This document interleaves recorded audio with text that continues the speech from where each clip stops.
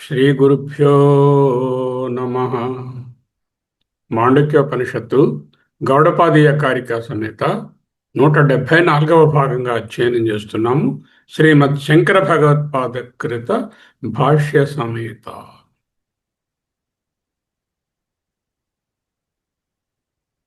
అలాత శాంతి ప్రకరణం, ఆఖరి ప్రకరణం. హీనయాన బౌద్ధమత వాదులు, హీనయానులు ఏం చెప్పారు? 24, 25, 24లో వారి ప్రపోజిషన్, 25లో దాన్ని రెఫ్యూట్ చేశారు. 26, 27 కారికలలో దృఢపరుస్తున్నారు. ఆ రెప్యుటేషన్ని రకరకాలుగా తర్కంతో వాదిస్తూ చెప్తున్నారు. వాదన ఎవరికి?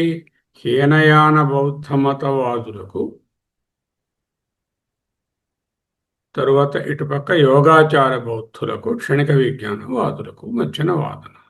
వాళ్ళ వాదన ఏమిటి? హీనయాన బౌద్ధ మతం వాళ్ళు బయట వస్తువు ఉంది, బయట వస్తువు లేకపోతే నీకు అనుభవ వైచిత్ర్యము, భోగ వైచిత్ర్యము, సుఖదుఖ అనుభవము ఎలా కలుగుతుంది? గ్యారంటీగా బయట వస్తువు ఉండే తీరాలి. వస్తువు ఉందంటే ప్రపంచం ఉంది, ప్రపంచం ఉందంటే సృష్టి ఉంది, సృష్టి ఉందంటే కారణం చెప్పాలి. అప్పుడు మూల కారణం ఏంటి చెప్పండి అంటే అద్వైతం పనికిరాదు, జాతివాదమే పనికొస్తుంది. అది ద్వైతము అని వాళ్ళు వాదిస్తున్నారు. యోగాచార బౌద్ధులు, మాధ్యమిక బౌద్ధులు వీళ్ళు బయట వస్తువు లేదంటారు.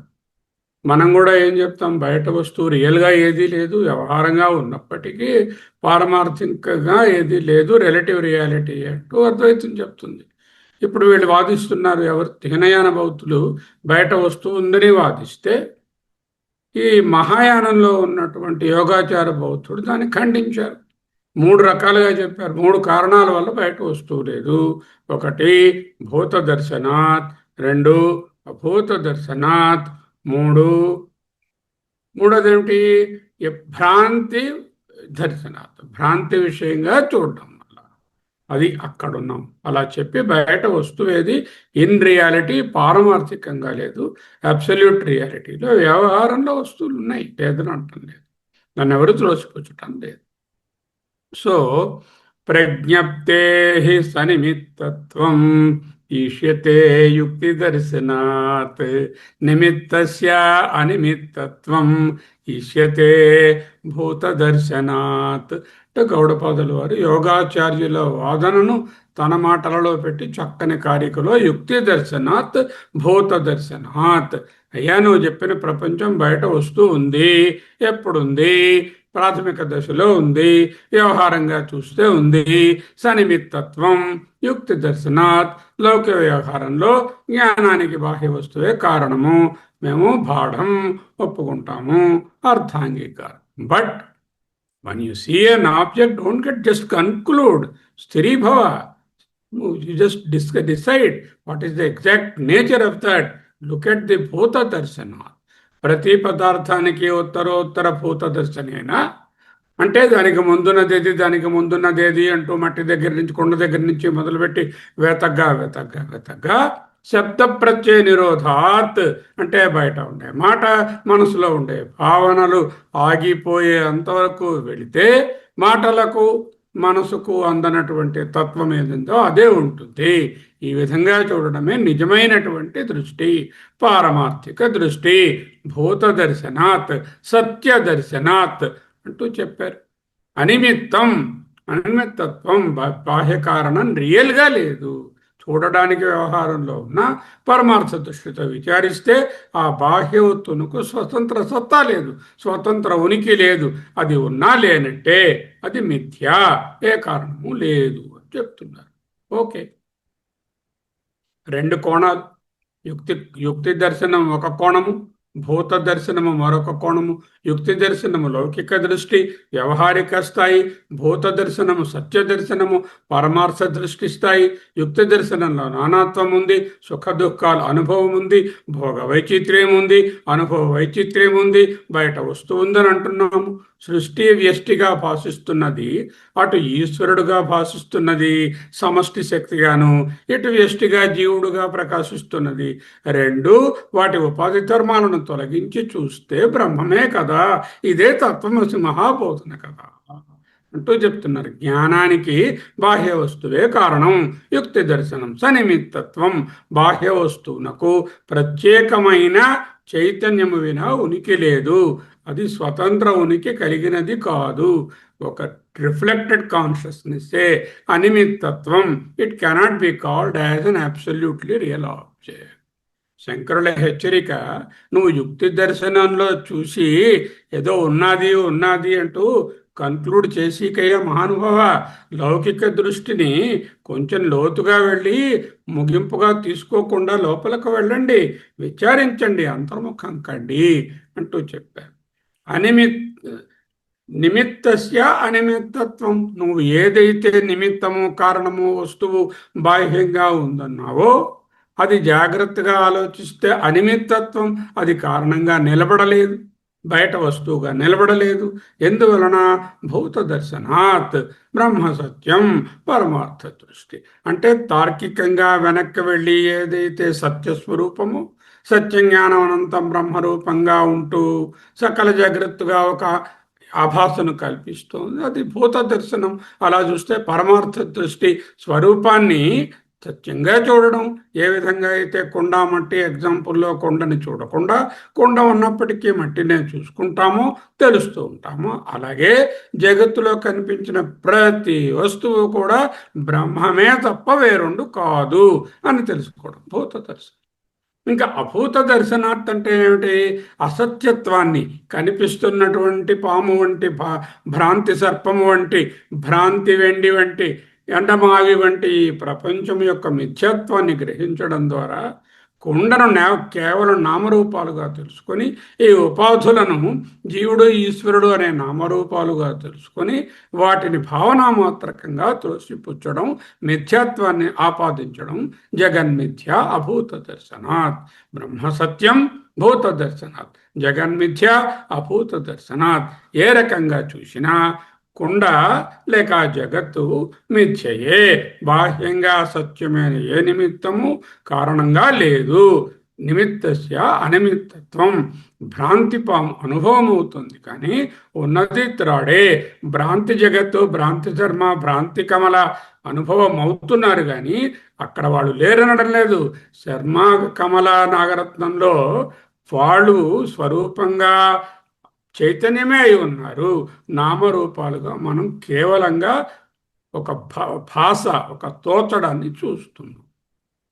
ఎప్పుడు ఇలా అనిపిస్తుంది? భూత దర్శనాత్. ఎప్పుడైతే మనసు లేదో, సుషుప్తి గాఢ నిద్రలో మనసు లయమైనప్పుడు జగత్తు అనుభవం అవటం లేదు. సమాహిత చిత్తం, నిర్వికల్ప సమాధి.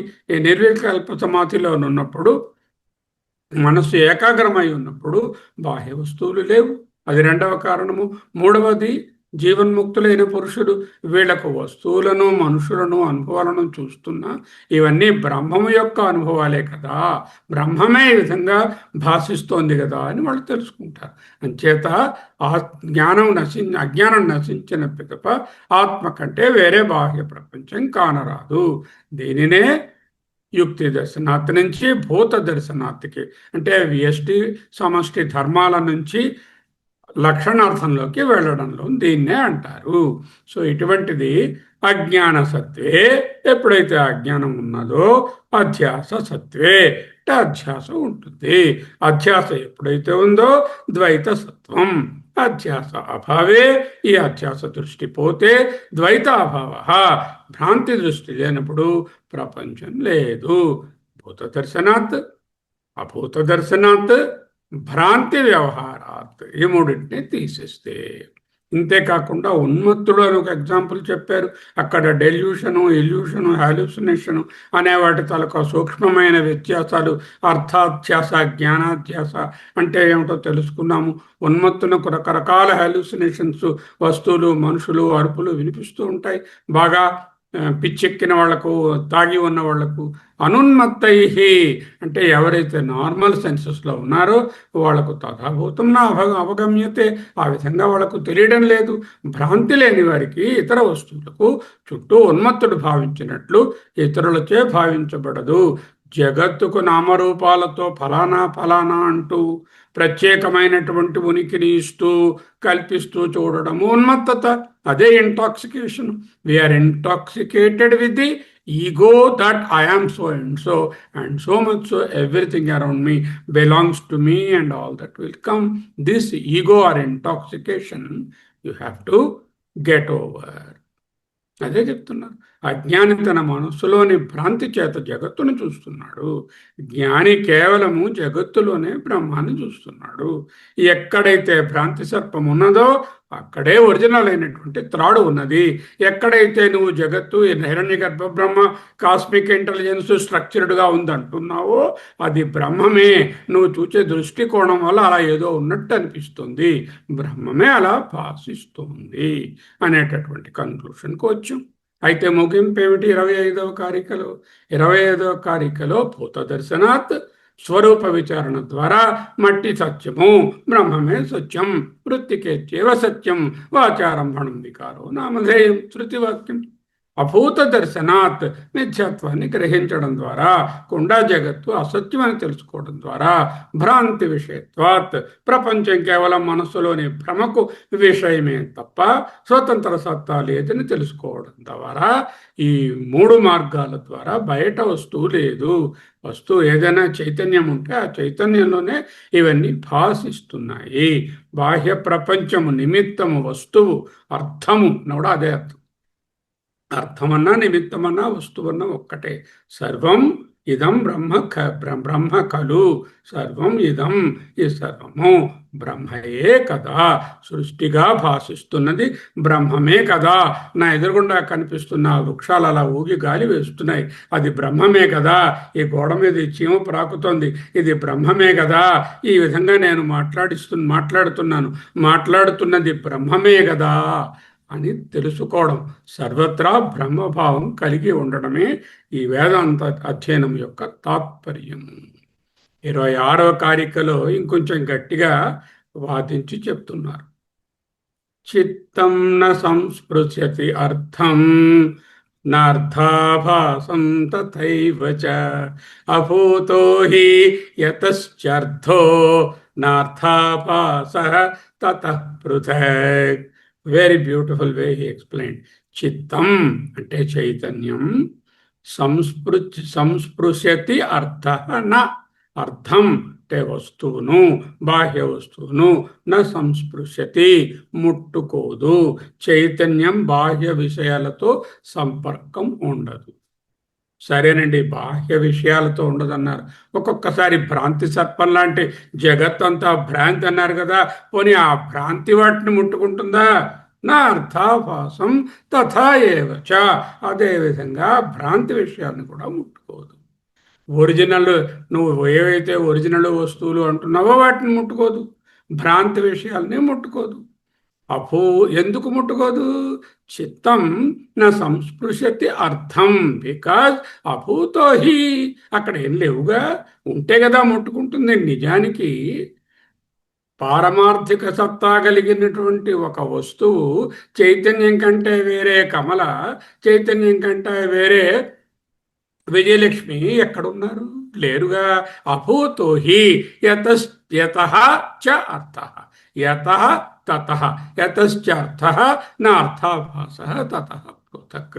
దీన్ని జాగ్రత్తగా వివరించాలి. చూడండి, 25వ కారికలో బాహ్య వస్తువులు కేవలం వ్యవహారానికే తప్ప వాటికి యూటిలిటీ, ఎక్స్పీరియన్సబిలిటీ, ట్రాన్సాక్షనబిలిటీ అన్నీ ఉంటాయి. పరమార్థ సత్యాలు కావని విచారించి చెప్పారు. భూత దర్శనాత్ అభూత దర్శనాత్ భ్రాంతి విషయత్వాత్ అని చెప్పినటువంటి గౌడపాదాచార్యులు గారు 26వ కారికలో చిత్తానికి, అంటే మన అహంకార చిత్తం కాదు ఇది, చిత్తం అంటే చైతన్యము, చిత్ దానికి బయట అర్థానికి, అంటే అర్థం అంటే వస్తువునకు ఉన్న సంబంధాన్ని నిరసిస్తున్నారు. సంక్షిప్త భావం ఏమిటి? చిత్తం, చిత్తమనగా చైతన్యం. మనోబుద్ధ్యహంకార చిత్తాని అని చెప్పకూడదు, అవి నాహం, అది నేను కాదు. నేనెవరు? కేవల శివోహం చైతన్యం. చిత్తం చైతన్యం అనేది బాహ్య వస్తువును, అర్థం అంటే బాహ్య వస్తువు. అర్థం అనే పదానికి 20 అర్థాలు ఉన్నాయి. అర్థం డబ్బు, అర్థం మీనింగ్, అర్థం వస్తువు, అర్థం ప్రయోజనం, ఎన్నైనా చెప్పుకోవచ్చు. ఇక్కడ అర్థం అంటే వస్తువు అని అర్థం. అర్థంకి అర్థ, పొట్టలో చుక్క లేకుండా ధార వస్తే అది హాఫ్ అని అర్థం, అర్థభాగం. ఓకే, సంగృహీతార్థదేహం, అర్థదేహం ఈయన అర్థదేహం అన్న అర్థ అన్నప్పుడు ఒత్తుథా ఉండదు, ఒత్తుథా ఉంటుంది. చిన్న వ్యత్యాసం గమనించండి. ఓకే, ఇక్కడ అర్థం అనే దానికి 6-7 అర్థాలు ఉన్నాయి. అందులో ఒక అర్థం ఏమిటంటే, ఒక మీనింగ్ ఏమిటంటే వస్తువు అని అర్థం. దాని ప్రతిబింబాన్ని తాకదు, అర్థాభాసాన్ని కూడా తాకదు, ఎప్పుడు స్పృశించదు. నా సంస్పృశతి, ఒరిజినల్ వస్తువును తాకదు, దాని ప్రతిబింబాన్ని తాకదు. ఎందుకు తాకదు? ఒరిజినల్ వస్తువు పరమార్థంగా ఏది లేదుగా. ఆ చెట్టును తాకుతుంది అనుకున్నాం చైతన్యం, చెట్టు చైతన్యమేగా, దాన్ని వెళ్ళి తాకేదే ఉంది. ఆల్రెడీ చైతన్యం అయిన దాన్ని మళ్ళీ చైతన్యం ఎందుకు తాకుతుంది? మట్టి వెళ్ళి కొండను ముట్టుకుంటుందా? మట్టి కొండను స్పృశించాలా? మట్టే కొండ, కొండే మట్టి, కొండట్టు వేరే లేదు కదా. చైతన్యం వెళ్ళి మళ్ళీ ఈ చెట్టును ముట్టుకోవాలా, నన్ను ముట్టుకోవాలా? అక్కర్లేదు, ఆల్రెడీ ఇది చైతన్యమే కదా, అది బాహ్య వస్తువు లేదు కాబట్టి. పోనీ దీన్ని రిఫ్లెక్టెడ్ కాన్షియస్నెస్ అంటున్నారు, ఈ ఇమేజ్ అంటున్నారు, దాన్ని ముట్టుకుంటారా? అరే రిఫ్లెక్షన్ ఎందుకురా ముట్టుకుంటుంది? త్రాడ్ ఎప్పుడైనా వెళ్ళి ఆ భ్రాంతి సర్పాన్ని ముట్టుకుంటుందా? భ్రాంతి సర్పం రిఫ్లెక్షన్, త్రాడే భ్రాంతి సర్పంగా కనిపిస్తోంది. త్రాడు పోయి ఒరిజినల్ అయిన త్రాడు, ఒరిజినల్ అయిన చైతన్యము భ్రాంతి సర్పాన్ని ముట్టుకోనట్టు, భ్రాంతి అయిన కమలడం విశాలక్షిని ఇంకొక అమ్మాయిని, ఇంకొకరిని, ఇంకో ఆయన్ని ముట్టుకోదు. ఎందుకు ముట్టుకోదు? అక్కడ భ్రాంతి సర్పము చైతన్యం కంటే తాడు కంటే వేరే లేదు. భ్రాంతిగా కనబడుతున్న ఈ సకల వస్తుజాతము బ్రహ్మం కంటే వేరే లేదు. 2 కారణాలుగా కూడా చైతన్యము బాహ్య వస్తువును కానీ అర్థాభాసాన్ని కానీ ముట్టుకోదు. అదే చెప్తున్నా. అభూతో హి యతశ్చ అర్థ, బయట వస్తువు లేదు కనుక. యత ఎందువలన, అర్థ వస్తువు, అభూతో హి లేదు కనుక. తరువాత నా అర్థాభాస తత, తత అందువలన, ఎందువలన అర్థాభాస, ఆభాసగా ఉన్న వస్తువు, అర్థ అంటే వస్తువు, ఆభాస అంటే వస్తువు, ఆభాస అంటే రిఫ్లెక్టెడ్ వన్. అర్థాభాస కూడా నా పృథక్, it is not separate from the consciousness, చైతన్యం కంటే వేరు కాదు. భ్రాంతి సర్పాన్ని ఏ విధముగా త్రాడు వెళ్ళి ముట్టుకో అక్కర్లేదు, ఏ విధంగా మట్టి వెళ్ళి కొండని ముట్టుకో అక్కర్లేదు, కేవల చైతన్య స్వరూపమైనటువంటి ఈ చైతన్యము ఎంవికే శర్మ, రవికుమారు, రవిప్రకాష్, భాస్కర్ రావు అనే వాళ్ళని పోయి ముట్టుకో అక్కర్లేదు, వాళ్ళు ఆల్రెడీ చైతన్యమే అని చెప్తున్నారు. ఎంత డీపర్ బోధ ఆలోచించండి. ఒక్కసారి మనసు కాళ్ళలో బుర్ర పెట్టి ఆలోచిస్తే మనం ఎక్కడున్నామో, ఏం ఆలోచించుకుంటున్నామో తెలుస్తుంది. ద్వైతవాదులు చైతన్యం వెళ్ళి బయట వస్తువును తాకి జ్ఞానాన్ని పొందుతుంది. వాళ్ళు ఏంటంటున్నారు? ఇదిగో ఈ గ్లాస్ ఉంది, నాలో చైతన్యం ఉంది, ఈ చైతన్యం అంటే విజ్ఞానము, ఇది క్షణికమో శాశ్వతమో తర్వాత చూద్దాం. ఈ విజ్ఞానం వెళ్ళి గ్లాస్ మీద పడుతుంది, అప్పుడు గ్లాస్ రిఫ్లెక్షన్ నా దగ్గరికి వస్తుంది, ఇది గ్లాస్ అని తెలుస్తుంది, బాహ్యం వస్తూ ఉండాలి. ఇది మనము చెప్తాం. వృత్తి వ్యాప్తి, ఫల వ్యాప్తి అంటూ ఎప్పుడు చెప్తాము? ఆరంభ దశలో చెప్తాం. దేనికి చెప్తాము? చైతన్యానికి చెప్పము, చేతనకి చెప్తాము. అంటే చైతన్యం రిఫ్లెక్ట్ అయిన మనసు వృత్తి వ్యాప్తిగా ఫల వ్యాప్తిగా వస్తుందని జూనియర్ స్టూడెంట్గా ఉన్నప్పుడు నేర్పిస్తాం. ఇప్పుడే నేర్పిస్తున్నాము, చైతన్యమే ఆ చేతనరా, వేరే చేతన ఏమీ లేదు. మనసులో ప్రకాశించడం అంటే చైతన్యమే ప్రకాశిస్తుంది. పొద్దున చూశాం కదా, యద్వాచానభ్యుదితం ఏన వాగభ్యుచ్యతే తదేవ బ్రహ్మత్వం విద్ధి నేదం యదిదముపాసతే యన్మనసానుమనుతే ఏనాహుర్మనోమతం తదేవ బ్రహ్మత్వం విద్ధి నేదం యదిదముపాసతే అంటూ చెప్పుకున్నాం కదా. త్రిప్పి కొడుతున్నారు. నా సంస్కృతి సంస్పృశతి అర్థం విడదీసుకోండి. నా సంస్పృశతి అర్థం, నా సంస్పృశత్యర్థం అనే సంస్కృత పదాన్ని నా సంస్పృశతి అర్థం, వస్తువును ముట్టుకోదు. తార్కికంగా విచారించినప్పుడు బాహ్య ప్రపంచానికి స్వతంత్ర ఉనికే లేదు. లేని వస్తువును చిత్తం లేక చైతన్యము ఎలా స్పృశిస్తుంది? పోనీ ఆభాసను ముట్టుకుంటుందా? నా అర్థాభాసం. అసలు మూల వస్తువే లేనప్పుడు ఇక దానికి ఆభాస ఎక్కడుంది? అది కూడా లేదు. చైతన్యం బయట ఉన్న ఏ వస్తువును స్పృశించటం లేదు. లోపల కనిపించే ద్రష్ట విభాగాలన్నీ కేవలం చిత్తభ్రమణమే, మైండ్ మూమెంట్స్ ఓన్లీ. చిత్తం భిన్నంగా బయట ఏ చిత్తానికి వ్యతిరేకంగా, చిత్తానికి అన్యంగా, చైతన్యం కాకుండా బయట ఏదే వస్తువు లేదు. అవతారిక చెప్పారు, చిన్న అవతారిక. యస్మాత్ నా అస్తి బాహ్యం నిమిత్తం, ఎందువలన బాహ్య నిమిత్తము లేదు అన్నారు. యస్మాత్ యత, ఎందువలన, బాహ్య నిమిత్తం, బాహ్య వస్తువు, బాహ్య పదార్థము, బాహ్య ఆబ్జెక్ట్ నా అస్తి లేదో, అత అందువలన అన్నారు. ఏమిటి ఎందువలన లేదు? 3 కారణాలు చెప్పారు. పరమార్థంగా చూస్తే భూత దర్శనాత్ there is no object separate from the consciousness. Everything resolves back into the consciousness. పూర్వ రూపాలను చూస్తే ఉత్తరంగా విచారించినట్లయితే ఆశబ్ద ప్రత్యయ నిరోధాత్, వెనక్కి ఎంత వెనకెళ్ళి చైతన్యం తప్ప ఏమీ లేదని తెలుస్తుంది. Everything resolves into the consciousness. So there is no object separate from the consciousness. This is the deeper bhuta దర్శన.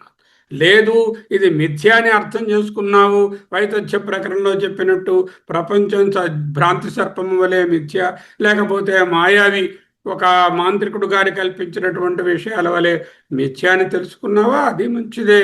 అది కూడా అభూత దర్శనాత్ లేక భ్రాంతి విషయత్వాత్. యతః, వాట్ ఆర్ ద రీజన్స్? భూత దర్శనాత్, అభూత దర్శనాత్, భ్రాంతి విషయత్వాత్. అతః, అందువలన ఏమిటైంది? ఆ ముగింపును 26వ కారికలో పూర్తి చేయాలి. ఎందువలన ఈ 3 విచారాల ద్వారా బాహ్య వస్తువు లేదన్నామో అందువలన ఇలా జరుగుతోంది అంటూ 26వ కారిక చెప్తున్నారు. అర్థమైందా? చైతన్యం ఎప్పుడు బాహ్య వస్తువుతో సంపర్కంలోకి రాదు. ఎందుకు రాదు? పారమార్థమైన వస్తువు అక్కడ లేదు.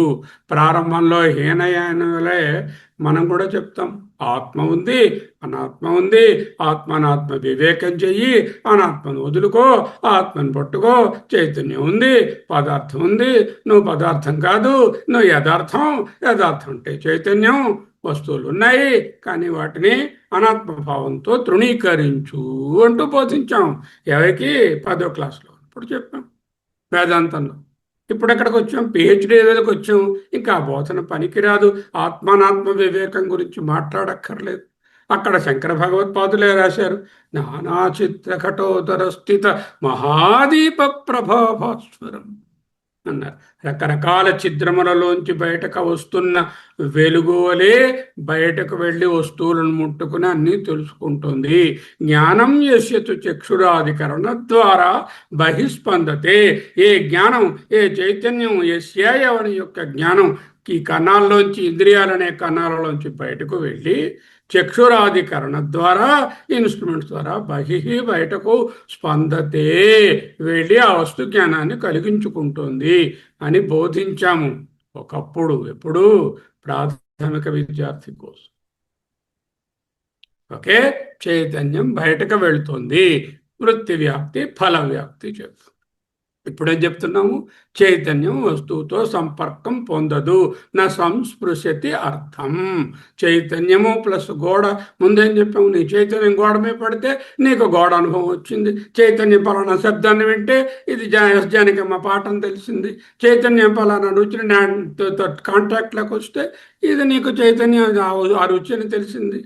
విషయ ఇంద్రియ సంయోగాత్ యత్తత్ అగ్రే అమృతోపమం. అంటే విషయము ఇంద్రియము దాంతో ఈ చైతన్యం ముట్టుకుంటోంది అని చెప్పాము. ఎప్పుడు? చిన్నప్పుడు. ప్రతి అనుభవము చైతన్య వస్తువు మధ్య సంపర్కం నుండి పుడుతుంది. ఇప్పుడేం చెప్తున్నాము? భూత దర్శనం చేయవయ్యా, భూతత్వంతో చూడు. నువ్వు సీనియర్ స్టూడెంట్, పిహెచ్డి అయిపోయింది, కొన్నాళ్లలో నీకేమో అద్వైత విద్య పారంగతుడు అని పట్టా ఇవ్వబోతున్నారు. అట్లీస్ట్ థియరిటికల్గా చైతన్యం ప్రపంచంతో ఎన్నడూ సంపర్కంలోకి రాలేదు. ఎందుకు రాదు? అక్కడ వస్తువు ప్రపంచం అంటూ చైతన్యం, ప్రపంచం లేదనడం లేదు, చైతన్యము వినా ప్రపంచం లేదు. ఏదైతే చైతన్యమో చైతన్యాన్ని వెళ్ళి ముట్టుకోవడం ఏమిటి? ఈ పైన ఉన్నటువంటి మహాకాశము రూమాకాశాన్ని వచ్చి ముట్టుకుందిట. నేలతో నీడ అన్నది నన్ను తాకరాదని. Is it possible? సరే, చైతన్యం నిజమైన ప్రపంచాన్ని, సత్య విషయాన్ని ముట్టుకోలేదనుకో, కానీ మిథ్యా విషయాన్ని సంప్రదించవచ్చు కదా. అది కూడా కుదరదు. ఎందుకు? చూద్దాం.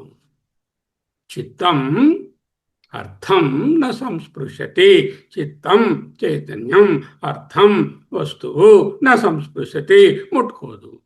Chaitanya has no contact with the వస్తువు. మనోబుద్ధి అహంకారాల చిత్తం కాదు ఇది. చిత్తం నామా చైతన్యం. ఆనందగిరి క్షణిక విజ్ఞానానికి అది క్షణిక చైతన్యం అంటారు. అద్వైత గారికి నిత్య చైతన్యం అంటున్నారు. క్షణిక చైతన్యం వా నిత్య చైతన్యం వా ఏదైనా కూడా అర్థం సంస్పృశతి. వస్తువు నిజమైన దాన్ని దేన్ని త్రాకదు. ఎందుకు? యతః ఎందువలనగా అర్థ అభూత. రెండవ లైన్లో ఉంది. యతః ఎందువలనంటే అర్థ వస్తువు అభూత లేదు కనుక. తస్మాత్ దేర్ఫోర్ చిత్తం చైతన్యం అర్థం వస్తువును బాహ్య వస్తువును నా సంస్పృశతి ముట్టుకోదు. ఎందుకంటే అసలు నిజమైన వస్తువే లేదు కాబట్టి. ఎందుకు వస్తువు లేదా? అబ్బే, చైతన్యం కంటే వేరే అయినటువంటి నిజమైన వస్తువు లేదు కాబట్టి. రాళ్లపల్లి సుబ్బలక్ష్మి గారు ఉన్నారు. చైతన్యం కన్నా వేరే ఆవిడెక్కడున్నారు? శారదమ్మ ఉంది. చైతన్యం కంటే శారదమ్మ వేరెక్కడుంది? అంచేత భూత దర్శనాత్ అది ప్రత్యేక వస్తువు కానప్పుడు సంస్పృశతి సంపర్కం అనే ప్రశ్న ఎక్కడుందయ్యా? సరే, త్రాడు ఉందండి, చెయ్యి ఉందండి. ఈ చేత్తో వెళ్ళి త్రాడును పట్టుకున్నారండి. పట్టుకోగలరు కదా? పట్టుకోగలరు. త్రాడు చెయ్యి పారమార్థిక సత్తా ఉన్నదా? వదలండి. వ్యవహారంలో త్రాడు గలదు, చెయ్యి గలదు. త్రాడు ఈజ్ దేర్ అండ్ చెయ్యి ఈజ్ దేర్. దిస్ చెయ్యి కెన్ క్యాచ్ ద త్రాడు. You can hold it. They are two separate things because చెయ్యి ఈజ్ డిఫరెంట్ ఫ్రమ్ త్రాడు. త్రాడు చెయ్యి వేరు వస్తువులు. ఆత్మ అనాత్మ అలా ఉండవురా నాన్న. ఈ గేది గుర్రంలా అనుకున్నావేమిటి? ఈ రెండును కొండ మట్టి లాంటివి. ఆత్మ అనాత్మ. మట్టి కొండను ఎన్నడూ తాకదు. ఎందుకు? మట్టి కొండ రెండు పదాలు, రెండు వస్తువులు కావు. గేది గుర్రంలాగా, త్రాడు చెయ్యిలాగా. మిథ్యా ప్రపంచం చైతన్యాన్ని తాకదు. మిథ్యా ప్రపంచం చైతన్యానికి ఇతరమైన రెండవ సంస్థ, ఆర్గనైజేషన్ కాదు. There is a mithya prapancha that is there in Bengaluru, Hyderabad, Vizag and America.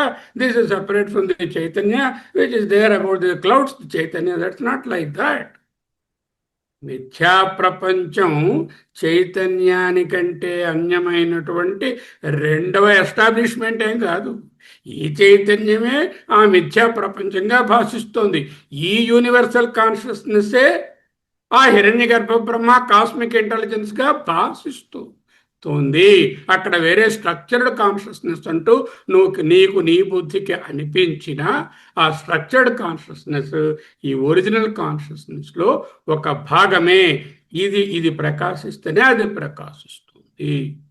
బయట సూర్యుడు వెలుగుతున్నాడు, ఒక అద్దాన్ని తీసుకున్నారు, ఆ సూర్యుని వైపు ఫోకస్ చేసి అద్దంలోంచి ఆ కాంతిని గదిలో ఉన్నటువంటి గోడ మీద వేశారు. ఈ అద్దానికి ఏదైనా వేరే కాంతి ఉందా? ఆ సూర్యుని కాంతి ఇది కదా ఇక్కడ పడుతుంది. సూర్యునికి మేఘాలు వస్తే ఈ గోడ మీద రిఫ్లెక్షన్ ఉండదు. అంటే చైతన్యాన్ని దాటి వేరే వస్తువు అనిపిస్తున్నా అది భ్రాంతియే తప్ప నిజానికి అది పారమార్థమైన సత్యత్వం లేదు అని చెప్తున్నారు. యతః ఎందువలన పృథక్ వేరుగా అర్థాభాస అనేది నాస్తి లేదు. తతః అందువలన ఇక్కడ పృథక్ అనేది కీలకమైన పదం. ఎందుకు?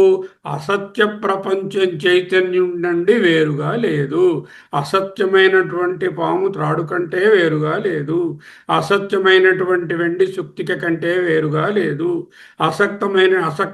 అసత్యమైనటువంటి నీళ్లు అక్కడ ఉన్నటువంటి ఈ ఇసుక కన్నా వేరుగా లేదు. అసత్య ప్రపంచము సత్యమైనటువంటి సత్యజ్ఞానానంతం బ్రహ్మ లేక ఆత్మ కంటే వేరుగా లేదు. ఇటువంటి దానిని హేతుగర్భ విశేషణం. Understand this is a technical term called హేతుగర్భ విశేషణ. హేతుగర్భ విశేషణ అంటే ఏమిటి? ఆ హేతువులోనే అంతా చెప్పబడిపోయింది. అర్థాభాస నాస్తి, అర్థాభాస వేరుగా లేదు. పృథక్ నా అస్తి, అర్థాభాస అనేది వేరుగా చైతన్యం కంటే వేరుగా లేదు. తతః అందువలన చైతన్యం మిథ్యా జగత్తును ముట్టుకోక్కర్లేదు. ద్వైత ప్రపంచం లేదా జాతివాదం అనే ప్రశ్న ఎక్కడుంది? అజాతివాదమే సాధ్యము. చాలా పవర్ఫుల్ కారిక. భాష్యాన్ని చూద్దాం. చిత్తం అంటే ఏమిటి? చైతన్యం. చిత్తం అంటే మనోబుద్ధి అహంకార చిత్తం కాదు. నా సంస్పృశతి అర్థం, నా సంస్పృశతి ముట్టుకోదు దేన్ని? అర్థాన్ని. అర్థం అంటే వస్తువు, పదార్థాన్ని, ఆబ్జెక్ట్ని. అర్థం అంటే నీకు అర్థం కాలేదా? బాహ్య ఆలంబన విషయం రా. బయట నువ్వు ఆలంబనంగా ఏదో విషయం, ఓ వస్తువు, ఆబ్జెక్ట్ ఉందంటున్నావే, అదే ఇక్కడ అర్థం అని చెప్తున్నారు. సంస్పృశత్యర్థం బాహ్యాలంబన విషయం. పోనీ అర్థాభాసాన్ని ఆ వస్తువు యొక్క ఆభాసను ముట్టుకుంటుందా? ముట్టుకోదు. ఎందుకు ముట్టుకోదు? చిత్తత్వాత్, ఇది చైతన్యము కనుక.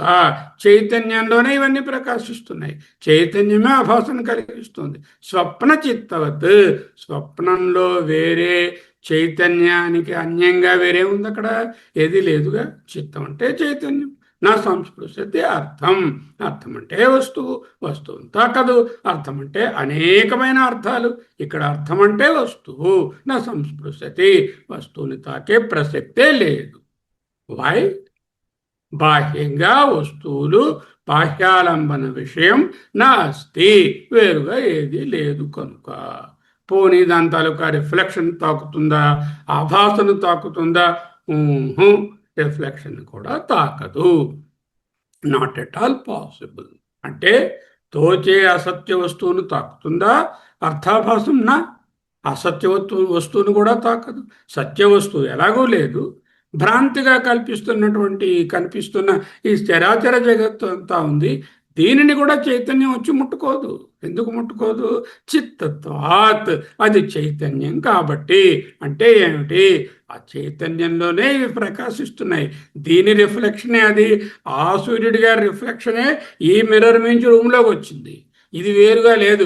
సూర్యుడు వచ్చి ఇగో ఈ పైన ఉన్నట్టు గోడ మీద ఉన్న దాన్ని ముట్టుకుంటాడా అంటే దాన్ని ముట్టుకోక్కర్లేదు. ఈ గోడ మీద ఉన్నటువంటి కాంతి ఏది కనిపిస్తుందో అది సూర్యుని కాంతియే, అది వేరే కాంతి కాదు కదా. చిత్తత్వాత్. ఎగ్జాంపుల్, స్వప్న చిత్తవత్. స్వప్న చైతన్యంలో స్వప్న ఏనుగు ఉంది. స్వప్న ఏనుగుని స్వప్న చైతన్యం వెళ్ళి ముట్టుకుంటుందా? అక్కర్లేదు. ఎందుకంటే స్వప్న ఏనుగు చైతన్యం తప్ప వేరేది కాదు కాబట్టి. చైతన్యం కంటే అన్యంగా అసత్యమైన ఏనుగు లేదు కాబట్టి స్వప్న చిత్తవత్, స్వప్నంలో అది లేదని నాకు తెలుసు మహాత్మా. మాటిమాటికి మీరు స్వప్నంలోకి వెళ్ళిపోతున్నారు. స్వప్నంలో వస్తువులు లేవని నాకు మా ఆవిడ చెప్తోంది, నాకు తెలుస్తుంది. కలలో నాకు ₹1,00,000 వచ్చాయని మా ఆవిడతో చెప్పాను. ఊరుకండి మీరు మీ బడాయిని, కళ్ళలో ఉన్న ₹2,00,000 ఎక్కడైనా నిజమవుతాయా అంటూ తిట్టిందండి. స్వప్నం లేదని నాకు తెలుసు, కానీ జాగ్రత్తలో మాట ఏమిటి? జాగ్రత్తలో వస్తువులు ఉన్నాయి కదా సార్, అవి ఎలా అంటారు? అభూతాహి, లేవు లేవు లేవు. ఏది లేదు? బాహ్య శబ్ద ఆది అర్థ అభూత. బాహ్యంగా ఉన్నటువంటి శబ్దాది అర్థ అంటే వస్తువులు అభూత లేవు కనుక మన సమస్య ఏమిటి? జాగ్రత్తలో ఒప్పుకోలేకపోతున్నాం. జాగ్రత్తలో వస్తువులు ఉన్నాయి, ఈ వస్తువులన్నీ సత్యత్వం, వీటి మీద గాడ్ ప్రామిస్ అండి అని ఆ గాడ్ మీదే ప్రామిస్ చేసిస్తున్నాం ఇవన్నీ ఉన్నాయని. గాడ్ ఎవరో తెలుసుకోకుండా, గాడ్ అంటే నువ్వు ఆ వస్తువులను చూస్తున్న నీ చైతన్యమే గాడ్ అంటే మళ్ళీ చైతన్యం మీదే ప్రామిస్ చేసి చెప్పేస్తున్నావు అవన్నీ నిజమని చెప్పేసి. యూనివర్సల్ కాన్షియస్నెస్ ఉందండి, ఓ కాస్మిక్ ఆర్డర్ ఉందండి, ఓ హిరణ్యగర్భ బ్రహ్మ ఉన్నారండి, ఎంత స్ట్రక్చర్డ్గా నడుస్తున్నాయండి. ఓకే, నడుస్తున్నాయి, ఎవరు కాదన్నారు, అనుభవపూర్వకంగా ఉన్నాయి. కానీ చైతన్యం వలనే ప్రకాశిస్తున్నాయి. శంకరాచార్యులు ఒక బోల్డ్ స్టేట్మెంట్ వేశారు ఇక్కడ, జాగరితే అపి. అంటే స్వప్నం గురించి మాట్లాడటం లేదు మహాత్మా, కన్ఫ్యూజ్ అవ్వకు. స్వప్నంలో ఎలాగూ ఏనుగు లేదు, గుర్రము లేదు, పులి లేదు, డబ్బు లేదు, నీకు అప్పు లేదు, ఏవీ లేవు. జాగ్రత్తలో కూడా జాగ్రదే జాగరితే అపి, జాగ్రత్త అవస్థలో కూడా ఓ చెల్లెలా కమలక్క ప్రపంచం లేదమ్మా. కానీ నేను ప్రపంచాన్ని నిజమైన ప్రపంచంగా అనుభవిస్తున్నానన్నయ్యా. నాకు కనిపిస్తోంది కదా, నిజమే, మా వారు ఉన్నారు కదా, ఆయనకి నేను కాఫీ కప్పు పట్టుకెళ్ళి ఇచ్చాను కదా, అది చొక్కా మీద ఉంపించుకున్నారు కదా, ఇది ఎలా లేదంటాను నేను అని ఆమె ఆ చెల్లెలు ప్రశ్నించింది. జాగరితే అభి, జాగ్రత్త అవస్థలో కూడా ప్రపంచం లేదు చెల్లెలా, కానీ నేను ప్రపంచాన్ని అనుభవిస్తున్నాను. అనుభవించు, అనుభవించినంతకాలం అనుభవిస్తావు.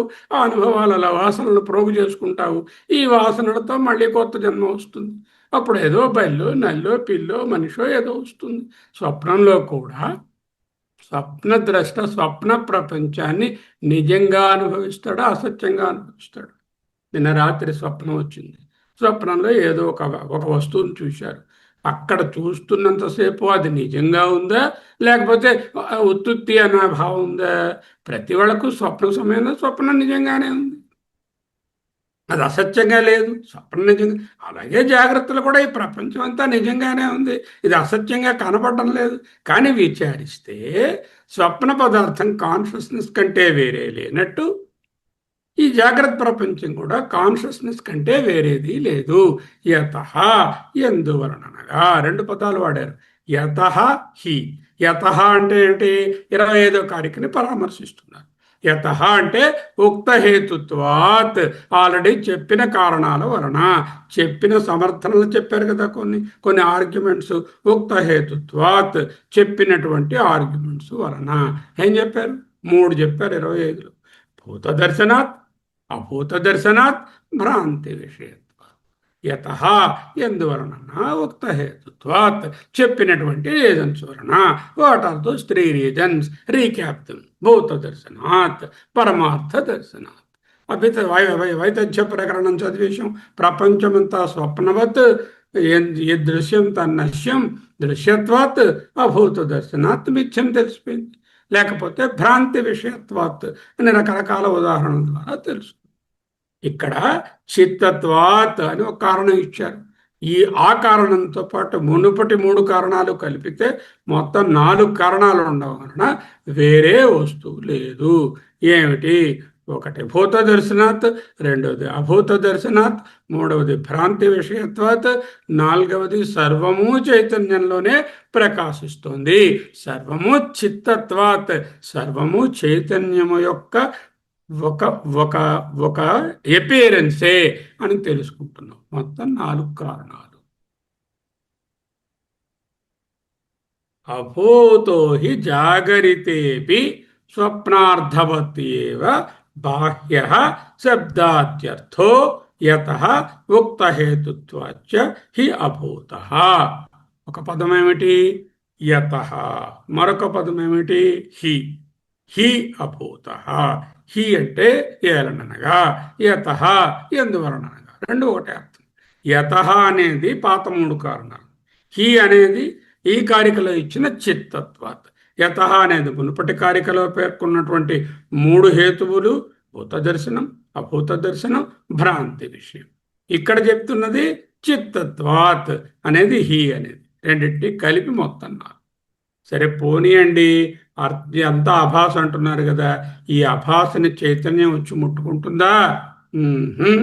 ఆపై తదుపరి ప్రకటన నాపి అర్థాభాస నా అపి, దానిని కూడా కాదు, దేనిని? అర్థాభాసను కూడా ముట్టుకోదు. చైతన్యం అసంఖ్య ప్రపంచాన్ని కూడా తాకదు. ఎందుకు తాకదు?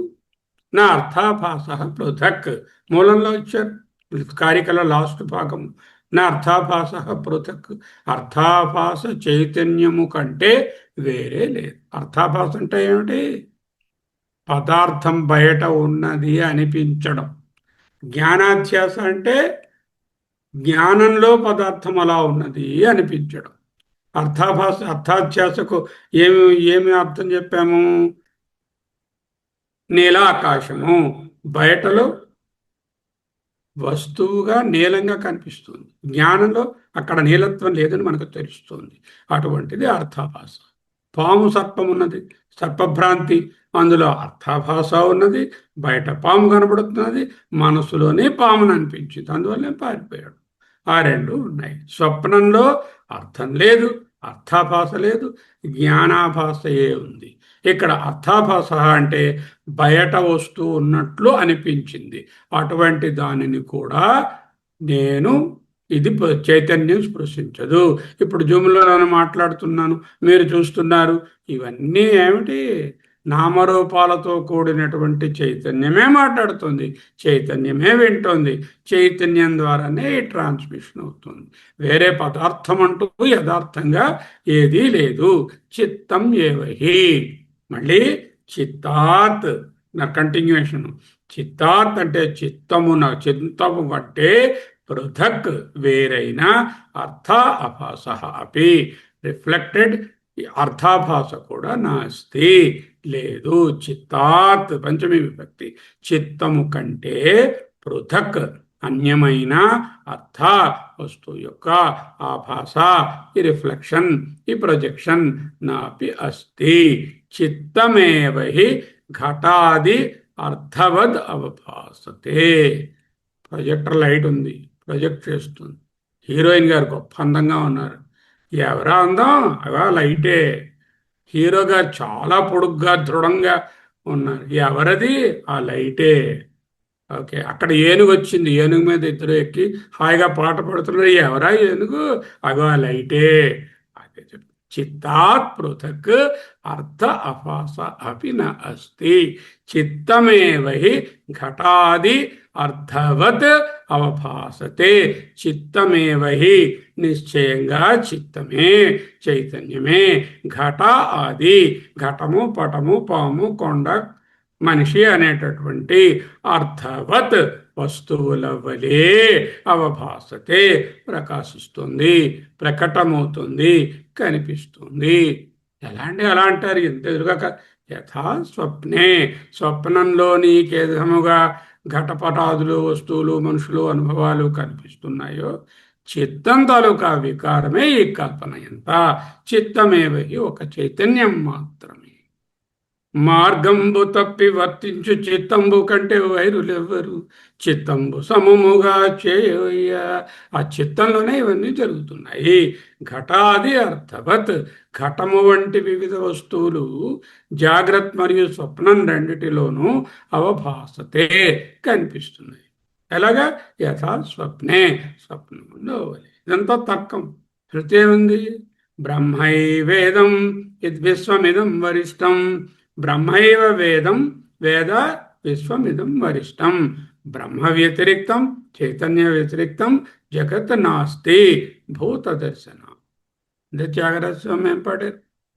అని నీవనుచు అంతరంగమున తిన్నగాను వెదకి, అంటే భూత దర్శనం చేసి కేర్ఫుల్ రీసెర్చ్ చేసి పరమార్థాన్ని విచారించి నిన్నేగాని మదిని ఎనజాల నొరులా, అంటే చైతన్యం తప్ప మరి ఏదీ లేదు అని తెలుసుకున్నాను.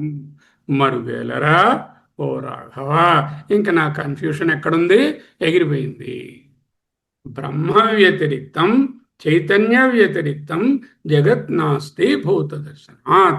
26వ కారికలో బాహ్యమైన జడ ప్రపంచం అసలు లేనందున చైతన్యం ఎన్నడూ బాహ్య ప్రపంచాన్ని తాకదు.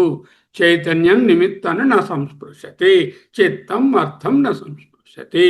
అది అసత్య ప్రపంచాన్ని తాకుతుందా? దాన్ని కూడా తాకదు. ఎందుకు? అసత్య ప్రపంచానికి వాస్తవం కంటే వేరైన ఉనికి లేదు. భ్రాంతి సర్పానికి త్రాడు కంటే వేరే ఉనికి లేదు. భ్రాంతి జగత్తుకి బ్రహ్మ కంటే వేరే ఉనికి లేదు. నేను ఎవరెవరిని ఏ ఏ రూపాలుగా నామాలుగా రాగద్వేషాలతో అనుభవం పొందుతున్నానో అవన్నీ కూడా బ్రహ్మమే.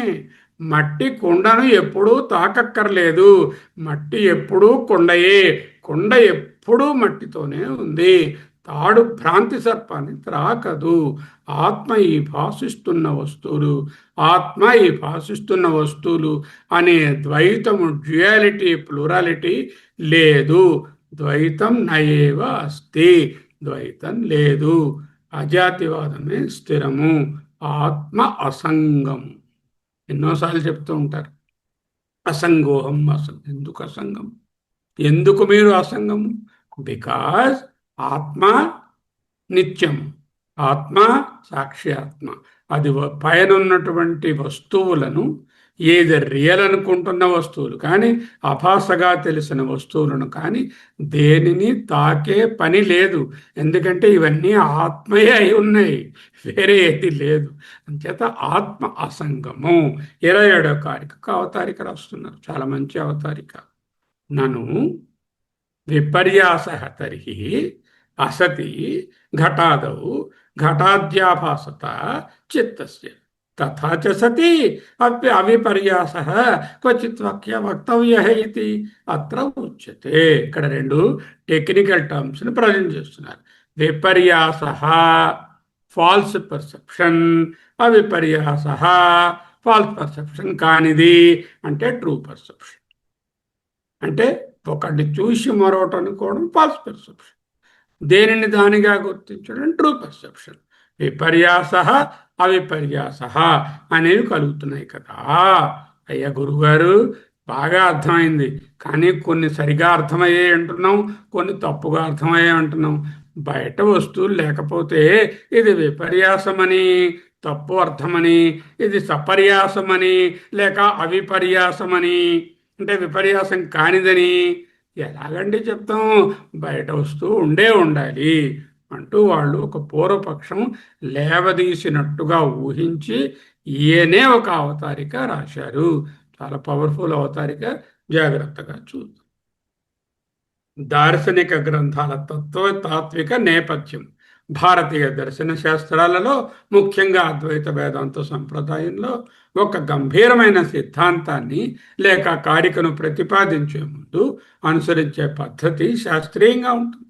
ఈ క్రమంలో అవతారిక అనేది కేవలం సాధారణ పరిచయం కాదు, meet my friend mister Ram అన్నట్టు పరిచయం కాదు. ఇది ఒక సాధారణ పరిచయం కాదు. జిజ్ఞాసు యొక్క బుద్ధిని రాబోయే తార్కిక విశ్లేషణకు సిద్ధం చేసి చేసేటటువంటి ఒక బ్రిడ్జ్, ఒక సమన్వయ హేతు. జగద్గురువులు ఒక కారికను పరిచయం చేసేటప్పుడు అది ఏ పూర్వపక్షానికి చెందినది, సమాధానంగా ఏది వస్తుంది, దాని ఆవశ్యకత ఏమిటి అనే అంశాలను స్పష్టం చేస్తూ ఒక దృఢమైనటువంటి తార్కికమైన పునాదిని నిర్మిస్తారు. దాన్నే అవతారిక అంటున్నాం. అవతారిక అనుకోకండి, అవతారికలోనే ముఖ్యమైన విషయాలను ఆయన ముందు ప్రస్ఫుటంగా ప్రీవ్యూ చేస్తారు. ఈ ప్రక్రియ సాధకుడిని రాబోయే సంక్లిష్ట విషయానికి మానసికంగాను తార్కికంగాను ప్రిపేర్ చేస్తుంది. అదే చెప్తున్నారు. ఎవరెవరికి వాదన? మళ్ళీ జ్ఞాపకం తెచ్చుకోండి. హీనయాన బౌద్ధుడు ఉన్నారు, మహాయాన బౌద్ధుడు ఉన్నారు. హీనయానవాది ఏమంటున్నాడు? బయట వస్తువు ఉండే తీరాలి, బయట వస్తువు నిత్యం సత్యం, ఈ వస్తువు ఉంది కాబట్టి ఇది నిత్యం, కాబట్టి మీ చైతన్యం నిత్యం అంటున్నారు కాబట్టి రెండు నిత్యాలు ఉన్నాయి, ద్వైతము అంటున్నాడు అని. ఆయన ఎవరితో వాదిస్తున్నాడు? ఆ రెండో పక్కన ఉన్నటువంటి మహాయాన బౌద్ధులు. మహాయానంలో ఎవరున్నారు? యోగాచార బౌద్ధులు, మాధ్యమిక బౌద్ధులు. వాళ్ళు ఏం చెప్తారు? బయట వస్తువు లేదు అంటారు. ముందు వాళ్ళు ఎవరు? ఇద్దరున్నారు, సౌంతాంతికులు, వై వై వైశేషికులు. వీళ్ళిద్దరూ ఉన్నారు. వీళ్ళిద్దరునేమో హీనయానం వాళ్ళు. హీనయానం వాళ్ళు బయట వస్తువు ఉందన్నాడు.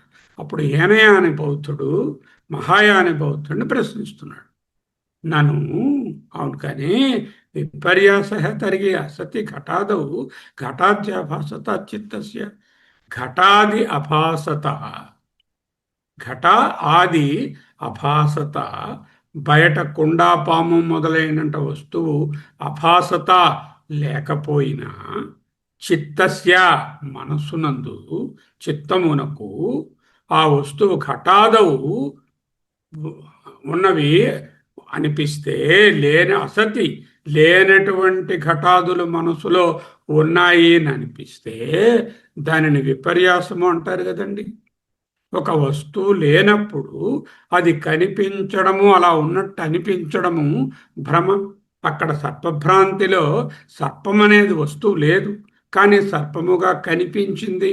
అలాంటి దాన్ని విపర్యాసము అంటారు. అంటే విపర్యాసం అనగా వస్తువు లేనప్పుడు ఉన్నట్లు కనిపించడం, దాని భ్రమ నిర్వచనం. ఆకాశం నీలంగా లేదు, కానీ నీలంగా ఉన్నట్టు కనిపించింది. సుక్తికలో వెండి లేదు, వెన్నున్నట్టు కనిపించింది. ఎండమావిలో నీళ్లు లేవు, నీళ్లున్నట్టు కనిపించాయి. ఇలాంటి దాన్ని విపర్యాసం అంటారు కదా. ఇది విపర్యాసము, తప్పుడు అవగాహన అని చెప్తే తథాచ సతి, అది అలా ఉండగా అది నిజమైతే అవిపర్యాస అంటే ట్రూ పర్సెప్షన్ అనేది క్వచిత్ ఏదో ఒకటి వక్తవ్య చెప్పవలసి ఉంటుంది. అంటే దీన్ని ఎందుకు ఫాల్స్ పర్సెప్షన్ అంటాము? ట్రూ పర్సెప్షన్ అనేది ఒకటి ఉంటే ఇది ట్రూ పర్సెప్షన్ అయ్యా, దీనికన్నా విపరీతంగా లేని దాన్ని చూస్తున్నావు కాబట్టి ఇది ఫాల్స్ పర్సెప్షన్ అయ్యా అని చెప్పాలి కదా. ఫాల్స్ పర్సెప్షన్ అంటున్నారా? అంటున్నారు. మరి ఇప్పుడు ట్రూ పర్సెప్షన్ ఒకటి ఉండాలిగా. ఉంటే ట్రూ పర్సెప్షన్, నువ్వు తప్పుగా అర్థం చేసుకున్నావు అన్నాను అనుకోండి, అయితే మరి రైట్ అర్థం ఒకటి ఉంటేనే కదా నేను తప్పుగా అర్థం చేసుకున్నట్టు. అలా ఉండాలి కదా. అంటే తప్పర్థము రైట్ అర్థము అని చెప్పాలంటే వస్తువు ఉండాలి కదా సార్. ఎక్కడో చోట వస్తువే లేదంటే రైట్ అండర్స్టాండింగ్ తప్పు అండర్స్టాండింగ్ అని ఎలా చెప్తారు అని ఆక్షేపణ, పూర్వపక్షం ఆక్షేపణ. వివరణ: ఒక విషయాన్ని తప్పు అనాలంటే దానికి విరుద్ధంగా సరైనది అనేది ఒకటి ఉండాలి. సరైన గ్రహింపని చెప్పాలి అంటే బయట నిజంగా వస్తువు ఉండాలి, బాహ్య వస్తువు లేకపోతే అసలు సరైన అవగాహన తప్పుడు గ్రహింపు అని ఎలా తేడా చెప్తారు అని అడుగుతున్నారు. నను విపర్యాస తరిహి అసతి ఘటాదౌ ఘటాధ్యపాసత చిత్తస్య. ఎప్పుడైతే లేనటువంటి ఘటాదులు చిత్తమునందు ఘటము మొదలైన వాటిగా ఆభాస చెందుతున్నాయో దాన్ని విపర్యాసం అంటున్నాం కదండి. అలాంటప్పుడు తథాచ సతి, అది నిజమైతే విపర్యాస తప్పుడు అవగాహన, రాంగ్ అండర్స్టాండింగ్, మిస్కన్సెప్షన్ అనేది నిజమైతే right conception, right understanding, right perception అనేటటువంటిది అవిపర్యాస క్వచిత్ ఎక్కడో ఒక చోట వక్తవ్య చెప్పాలి. ఇది రైట్ అండర్స్టాండింగ్ అని చెప్తే ఇది రాంగ్ అండర్స్టాండింగ్ అని చెప్తారు. ఈ రైట్ అండర్స్టాండింగ్ రాంగ్ అండర్స్టాండింగ్ని విడదీసి చెప్పాలంటే అక్కడ వస్తువు ఉండాలి. త్రాడును ఒక ఆయన చూసి త్రాడు అన్నాడు, ఓకే రైట్ అండర్స్టాండింగ్, పో 100 మార్క్స్ ఇచ్చేసాం. ఇంకొకటి వచ్చాడు త్రాడు జమాపాం అన్నాడు, అంటే ఇది రాంగ్ అండర్స్టాండింగ్, ఫెయిల్ అయిపోయి పో అన్నాం. ఈ అవిపర్యాస విపర్యాస రైట్ అండర్స్టాండింగ్ రాంగ్ అండర్స్టాండింగ్ అని చెప్పాలంటే అక్కడ త్రాడు ఉండాలి కదా. ఏమీ లేని చోట విపర్యాస అవిపర్యాస ఎలా వస్తాయండి? బయట వస్తూ ఉన్నది అంటూ మళ్ళీ వాళ్ళు ఒక పూర్వపక్షాన్ని లేవదీశారా అన్నట్టుగా ఈయన ఓ పూర్వపక్షాన్ని కల్పించి 27వ కారికలో రాబోయేటటువంటి ఆన్సర్కు ఒక అవతారిక రాశారు. అత్ర అటువంటి ఆర్గ్యుమెంట్ ఉన్నప్పుడు ఉచ్యతే, ఇదిగో మన ఆచార్యులు గౌడపాదాచార్యులు 27లో బోధిస్తారు అని చెప్తారు. ఇటువంటి దానిని ఆక్షేప సంగతి అంటారు. టెక్నికల్ టర్మ్స్ నేర్చుకోండి, జ్ఞాపకం పెట్టుకోండి. ఆక్షేప సంగతి. ఆక్షేప సంగతి అనగానేమిటి? అవతారికలో ఆక్షేప సంగతిని వాడారు. మీమాంసా తర్కశాస్త్ర పరిభాషలో ఒక సిద్ధాంతాన్ని స్థాపించడానికి ముందు దాని మీద వచ్చేటటువంటి బలమైన అభ్యంతరాలను స్వీకరించి చర్చించడాన్ని ఆక్షేప సంగతి అంటారు. ఏమిటి ఇక్కడ సిద్ధాంతము? బయట వస్తువు లేదు అని ఎస్టాబ్లిష్ చేస్తున్నారు. ఎవరు? అద్వైతి కాదు. అద్వైతి ఈజ్ అన్ ఆన్లుక్కర్. కూర్చున్నాడు ఆయన గౌడపాదుడు. నా యోగాచార్య బౌద్ధులు ఆయన వచ్చి వాదిస్తున్నారు. ఆయన ఏం చెప్తాడు? బయట వస్తువు లేదు, అంతా క్షణిక విజ్ఞానమే, లోపల చైతన్యం ఉంది, ఆ చైతన్యం క్షణికం, దాంట్లో వస్తువు కనిపిస్తుంది పోతుంది, బయట వస్తువు లేదు అంటున్నాడు ఆయన. ఆయన తాలూకా ఆర్గ్యుమెంట్ని పురస్కరించుకొని పూర్వపక్షాన్ని రేజ్ చేసి అభ్యంతరం ఎలా ఉంటుందో ఊహించి అటువంటి అభ్యంతరాన్ని ప్రకటించి ఆ అభ్యంతరాన్ని త్రోసిపుచ్చడం. అంటే పూర్వపక్షం ఎవడు లేడు, ఆ పూర్వపక్షం ఉన్నట్టుగా ఈయనే కల్పించి అభ్యంతరాన్ని సృష్టించింది ఈయనే, స్వీకరించింది ఈయనే, చర్చించింది ఈయనే, దానిని త్రోసిపుచ్చినది ఈయనే. అటువంటి దాన్ని ఆక్షేప సంగతి అంటారు. ఇక్కడ బాహ్య ప్రపంచం ఉంది ఉంది అంటూ వాదించే హీనయాన బౌద్ధుడు గారు బాహ్య ప్రపంచాన్ని నిరాకరించి కేవలం అంతా చిత్తము విజ్ఞానము క్షణిక విజ్ఞానమే అని వాదించే మహాయాన యోగాచారవాదిపై ఒక తార్కిక యుద్ధాన్ని, అండ్ ఇంటలెక్చువల్ డిబేట్ని రేస్ చేస్తున్నాడు. అవతారికలోని సంస్కృత పదములను జాగ్రత్తగా చూడండి. సత్య విపర్యాస అని ఉంది. సత్య విపర్యాస స్పెల్లింగ్ తప్పు, ఒక ఎకారం సరిపడుతుంది. సత్య విపర్యాస అని ఉంది, దాన్ని జాగ్రత్తగా విడదీయాలి. సత్య విపర్యాస అంటే సత్యమైన తప్పుడు అవగాహన అని వస్తుంది, అలా కాదు అర్థం. సతి అవిపర్యాస, సతి అవిపర్యాస సంధి రూలు వలన సత్య విపర్యాస అవుతుంది. సతీలో ఇకారం ఉన్నది, దానికి అకారము పరమైనది, ఇకారమునకు అసవర్ణమైన అచ్చు పరమైనది, దానికి ఇకారానికి ఏంటంటే ఎవరలలో యా వస్తుంది, యణాదేశ సంధి వచ్చింది. సతి ప్లస్ అవిపర్యాస సత్య విపర్యాస. ఎప్పుడైతే కింద యకారము వకారము పట్రసుడి కనిపిస్తాయో అప్పుడు యణాదేశ సంధి ఉందని గ్రహించాలి. సతీ ఇకారము అచ్చుంది సతీలోని, ఆ ఇకారము మీద అకారము అసవర్ణమైన అచ్చుపరమైనది. ఈ ఊరు అనే వాటికి అసవర్ణమైన అచ్చు పరమవుతే ఎవరలు వస్తాయి, అది యణాదేశ సంధి. సత్య విపర్యాస అనే దాన్ని స్ప్లిట్ చేసుకుని సతి అవిపర్యాస అని విడదీయాలి. కానీ పొరపాటును కూడా సత్య విపర్యాస అని చదవకూడదు, రాయకూడదు. ఇది సాంస్క్రిట్, పక్కన పెట్టండి. అవిపర్యాస, విపర్యాసం అంటే ఏమిటి అంటే తప్పుడు అవగాహన. అవిపర్యాస అంటే సరి అయిన గ్రహింపు, విపర్యాసం కానిది. విపర్యాసం అంటే తప్పు గ్రహింపు, అవిపర్యాస అంటే రైట్ గ్రహింపు, రైట్ అండర్స్టాండింగ్. ఏనయ్య అని ఒక తార్కిక వ్యూహాన్ని, దీన్నే catch-22 అంటారు. catch-22 అని తర్కంలో లాజిక్లో అంటారు. దాన్ని గ్రహిస్తాను అంటే ఏమిటనమాట? గ్రహింపు, పర్సెప్షన్, వస్తువు, object. What is the relationship between a perception and an object? There will be two types of relationships. One relationship is you perceive something and object is also the one that is perceived actually. You see a glass and you understand that it is a glass. This is the right perception. గ్రహింపు వస్తువుకి మధ్యనున్నది right perception. ఎప్పుడు వస్తువు ఏదైందో గ్రహింపు అదే ఉంది, అది అవిపర్యాస. ఇంకొకసారి ఏమవుతుంది, అక్కడ ఆకాశం ఉన్నది, నీలిమ కనపడుతున్నది, గ్రహించేది ఏమిటి? నీలిమ. వస్తువు ఎలా ఉంది? కలర్లెస్గా ఉంది. అంటే ఏమిటి? తప్పు అవగాహన లేక విపర్యాస. భూమి తిరుగుతోంది, మీకు ఎలా అనిపిస్తోంది? తిరగడం లేదు. తిరగడం లేదని పర్సెప్షన్ ఉంది, నిజానికి తిరుగుతోంది. తప్పుడు అవగాహన. గ్రహణం పట్టింది, గ్రహణం ఏం పట్టడం లేదు. రాహు గారు ఇంతంత కూరలతో వచ్చి అలా చంద్రుడి గారిని మింగి లేదు. అది మనకు నిజానికి తెలుసు. కానీ అవగాహనలో ఎలా ఉంది? గ్రహణం పట్టినట్టుగానే ఉంది. పట్టు స్నానం చేసేసాను, వెడుపు స్నానం చేయాలి, ఈ రెండు చేయకపోతే పెద్ద దోషం వస్తుంది, అన్నీ పాటిస్తున్నాను అంటే వస్తువు ఒకలా ఉంటే గ్రహింపు ఇంకొకలా ఉంటే అది విపర్యాస. వస్తువు యథార్థ స్వరూపాన్ని గ్రహిస్తే, కరెక్ట్గా పర్సీవ్ చేస్తే అది అవిపర్యాస. అర్థమైందనుకుంటాను. నౌ హీనయాని వాదన ఏమిటి? ఏదైనా ఒక గ్రహింపు, ఒక పర్సెప్షన్, ఒక కాగ్నిషన్ సరైనదా తప్పుదా అని నిర్ణయించడానికి బాహ్య వస్తువు తప్పనిసరిగా ఉండాలి. సరి అయిన గ్రహింపు, రైట్ అండర్స్టాండింగ్, రైట్ పర్సెప్షన్ అవిపర్యాస. అంతర్గత గ్రహింపు బాహ్య వస్తువుతో ఏకీభవించింది అంటే బయట త్రాడే ఉంది, త్రాడే చూశాడు, ఏం కన్ఫ్యూషన్ లేదు. సరైన గ్రహింపు అవిపర్యాస. ఎప్పుడు బాగా సూర్యకాంతిలో ప్రకాశిస్తుంది, ఏమి కన్ఫ్యూషన్ లేదు, త్రాడని తెలిసిపోయింది. వాడు ఎవరు పడేశారు ఇక్కడ త్రాడని చెప్పి తీసా పక్కన పడేశారు. దాన్ని తస్మిన్ తద్బుద్ధి అంటారు. అంటే తస్మిన్ దాని యందు తత్ నిజమైనటువంటి ఆ తత్ అదే అనేటటువంటి యథార్థ బుద్ధి ఉండడాన్ని తస్మిన్ తద్బుద్ధి అన్న, రైట్ అండర్స్టాండింగ్ అన్న, రైట్ పర్సెప్షన్ అన్న, అవిపర్యాస అన్న.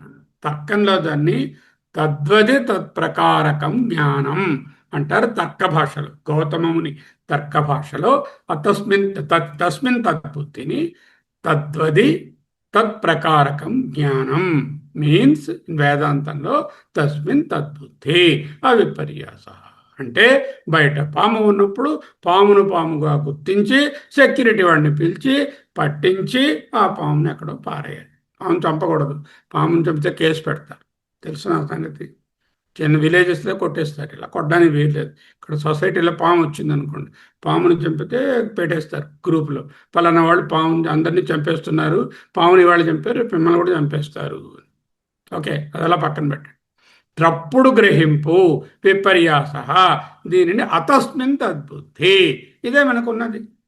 ఏదైతే సత్యం కాదో ఈ శరీరాదులు పొజిషన్స్ వాటి ఎందు సత్యం అనే బుద్ధి ఏదైతే ఉందో దానిని తప్పుడు అవగాహన, రాంగ్ అండర్స్టాండింగ్, రాంగ్ పర్సెప్షన్, విపర్యాస అంటారు. దీనిని తర్కం వాళ్ళు ఏమంటారు? అతద్వది తత్ప్రకారకం జ్ఞానం. తద్వది తత్ప్రకారకం జ్ఞానం తస్మిన్ తద్బుద్ధి. అతద్వది తత్ప్రకారకం జ్ఞానం అతస్మిన్ తద్బుద్ధి. తస్మిన్ తద్బుద్ధి సరి అయిన గ్రహింపు అవిపర్యాస. అతస్మిన్ తద్బుద్ధి విపర్యాస తప్పుడు గ్రహింపు. అంటే బయట త్రాడుంది, పాముగా భ్రమించాడు, అందువలన అతస్మిన్ తద్బుద్ధి. దిస్ ఇస్ కాల్డ్ విపర్యాస. హీనయాని యొక్క తార్కిక ముడి ఏమిటి?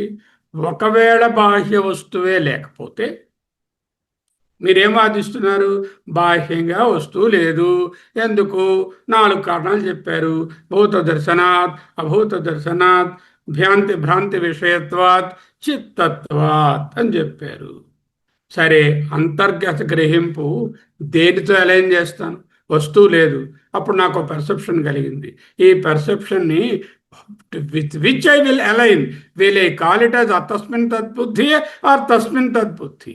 Is it a right perception or wrong perception? You are then denying one external object. In the absence of an external object, how do I classify, or how do you classify my perception of an object as a right perception or a wrong perception, as an aviparyasa or a viparyasa, as a tasmin tadbuddhi or atasmin tadbuddhi? How do I do that? అని అడుగుతున్నాడు. బాహ్య వస్తువు లేనప్పుడు సరైన తప్పుడు అనే గ్రహింపు మాటలకు అర్థమే ఉండదు.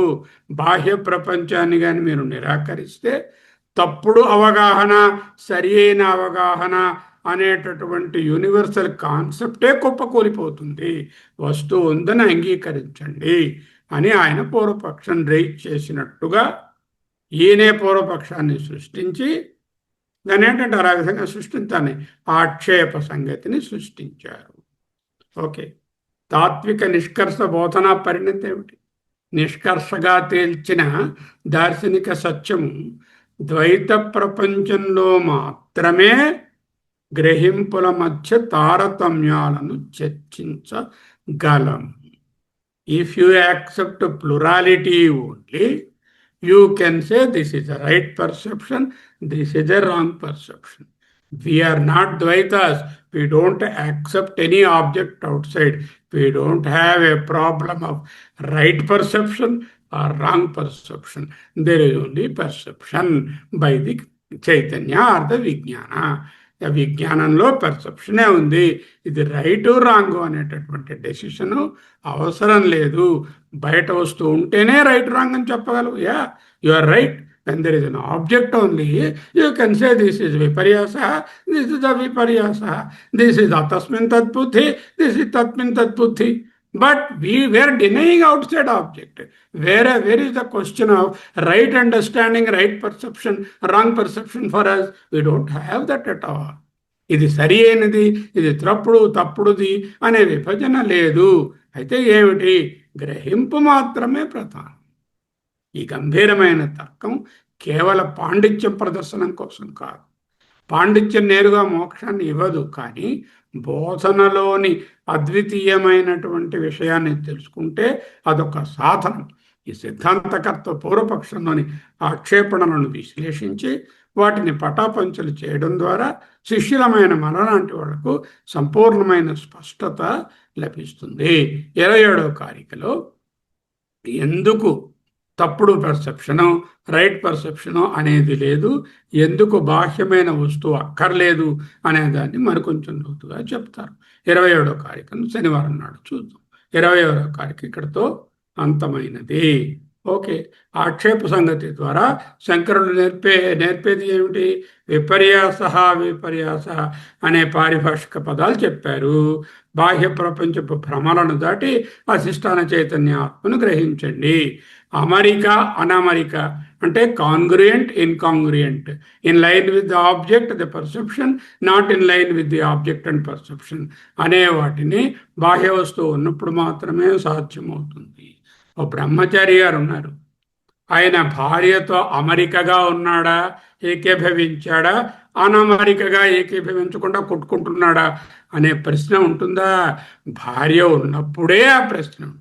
భార్య లేని వానికి భార్యతో ఏకీభవించాడండి, ఈరోజు ఏకీభవించలేదండి, ఈ విషయంలోనేమో కాంగ్రియంట్గా ఉన్నాడండి, ఈ విషయంలో ఇన్కాంగ్రియంట్గా ఉన్నాడండి అని చెప్పక్కర్లేదు. బయట వస్తువు లేదంటూ ఉంటే రైట్ పర్సెప్షన్, రాంగ్ పర్సెప్షన్ ఏమిటయ్యా నీ కన్ఫ్యూషను? మా తత్వశాస్త్రంలో అంగీకరిస్తాం సార్, బాహ్య వస్తువు ఉంది కనుక యథార్థ జ్ఞానము, విపరీత జ్ఞానము, సింపుల్గా వీటి పేర్లు మనం చదువుకున్నాం. యథార్థ జ్ఞానము రైట్ పర్సెప్షన్, విపరీత జ్ఞానము ఫాల్స్ పర్సెప్షన్ అనేవి మాకున్నాయి. మహాయాన్ అన్నాడు, ఒకసారి విజిట్ యువర్ డ్రీమ్. స్వప్నంలో సరైన అవగాహన, తప్పుడు అవగాహన ఉన్నాయేంటో ఆలోచించు. ఏనుగు, అబ్బాయి ఇది ఏనుగు కాదు అని ఎప్పుడైనా అనిపించిందా? ఇది త్రాడు, నేను భ్రాంతి సర్పం అనుకున్నాను అనే బాధ ఉందా? అక్కడ లేవుగా. ఎందుకు? అక్కడ ఆబ్జెక్ట్ లేదు కదా. అలాగే ఇక్కడ కూడా బాహ్య ప్రపంచం ఉంటేనే కదా సరైనది తప్పుడుది అనే క్లాసిఫికేషను. తప్పుడు గ్రహింపు, సరైన గ్రహింపు అనే ప్రశ్నే ఉదయించదు. అయితే ఏమిటుంది? కేవలం పర్సెప్షన్ మాత్రమే ఉంది. ఎక్కడ? విజ్ఞానంలో. అది క్షణికం, వాళ్ళకి మనకి అది నిత్యం. ఓకే, స్లైడ్స్ చూద్దాం. అలాత శాంతి ప్రకరణము 27 పుట్టుకోలేదు ఇవాళ, 26. బాహ్య ప్రపంచము, చైతన్యము ఒక గంభీరమైనటువంటి తార్కిక విచారణ. బాహ్య ప్రపంచం, చైతన్యం వెళ్ళి బాహ్య ప్రపంచాన్ని తాకుతుందా? ప్రశ్న. బాహ్య ప్రపంచం అంటే అర్థం చైతన్యం, మనస్సు అనకూడదు. చిత్తం అంటే చైతన్యం. ఈ రెండింటి మధ్య ఉన్నటువంటి సంపర్కం అంటే కాంట్రాక్ట్ ఒక భ్రమ అని నిరూపించాడు. అజాతివాదం, సృష్టి జరగలేదు, అంతా బ్రహ్మమే, ద్వైతం లేదు. అలాత శాంతి ప్రకరణం అజ్ఞానాన్ని, భ్రమని పారదోలే విచారణ. చిత్తం న సంస్పృశతి అర్థం. చిత్తం చైతన్యం, అర్థం వస్తువును న సంస్పృశతి ముట్టుకోదు. ఎందుకు? అలాగే అర్థాభాసం కూడా నా అర్థాభాసం తథైవ. ఎందుకు? అభూతో హి, బయట వస్తువు లేదు. యత ఎందువలన అర్థమునకు అర్థాభాస తతక్ పృథక్, అంటే వేరుగా అర్థాభాస చైతన్యం కంటే లేదు కాబట్టి అని చెప్పారు. చిత్తం అంటే మనోబుద్ధి అహంకారాలు కావు, నిత్య చైతన్యం, ప్యూర్ కాన్షియస్. అర్థం ఇక్కడ మీనింగ్ ఏమిటి? కంటికి కనిపించే బాహ్య ప్రపంచం లేదా వస్తువులు. ఇదం శరీరం అంటున్నాం కదా, ఇది కూడా వస్తువే. అర్థాభాసం అంటే వస్తువు యొక్క వస్తువు లేనిదే దాని ఆభాస, అపియరెన్స్, ఇల్యూషన్. చైతన్యం ఈ రెండిటిని, నిజమైన వస్తువుని కానీ అర్థాన్ని కానీ అర్థం యొక్క ఆభాసను కానీ తాకదు. కొండలోంచి కన్నాల్లోంచి వెళ్ళినట్టుగా లైట్ వెళ్ళి గోడల మీద పడి వస్తువుల మీద పడి వెనక్కి వచ్చినట్టుగా నానా చిద్ర ఘటోదర స్థిత దీప ప్రభాభాస్వరం అని మొదట చెప్తాం. తరువాత బయటకు వెళ్ళి రావాల్సిన అవసరం లేదు, మొత్తమంతా చైతన్యం కాబట్టి ఇక్కడున్న చైతన్యం ఎక్కడికి వెళ్ళాలి, ఏ వస్తువుని ముట్టుకోక్కర్లేదు అంటూ చెప్తాం. భూతదర్శనాత్ భూతదర్శనాత్ భ్రాంతి విషయత్వాత్ చిత్తత్వాత్. ఇది క్రొత్త హేతువు. హి అన్నారు అంటే చిత్తత్వాత్, యత అన్నారు పాత 3 కారణాలు. భూత దర్శనాత్ తాడు పాము దృష్టాంతము, ఆత్మానాత్మ వేరుకావు. అభూత దర్శనాత్ మిథ్యా ప్రపంచము, కేవలం చిత్త భ్రమణము, భ్రాంతి విషయము. స్వప్నంలో అంతా చిత్తమే, అంతా చైతన్యమే. అలాగే ఇదంతా కేవలం చైతన్యమే, చిత్తత్వాత్. జాగ్రత్త అవస్థ జాగరితే అపి, మెలకువలో కూడా ప్రపంచం లేదు. స్వప్న పదార్థం లాగానే బాహ్య శబ్దాదులు కూడా అసత్యాలు, చైతన్యం కంటే వేరుగా లేవు.